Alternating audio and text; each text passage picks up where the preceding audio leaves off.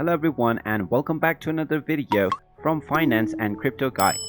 In this video, I'm going to show you how to delete pages on Google Docs. So let's get started right away. First of all, just go ahead and open up the Google Docs application shortcut from your desktop or open it up using your web browser. Then simply open up the document where you want to remove your pages. Now, once you open up the document, go to the page that you want to delete and then scroll over to the end of the text. Now select all of the text within the page and then tap on the backspace button on your keyboard.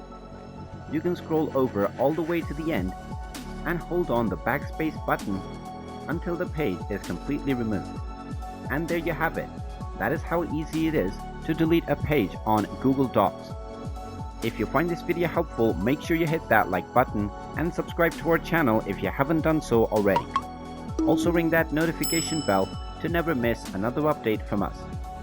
Thank you for watching and I will see you again in the next video.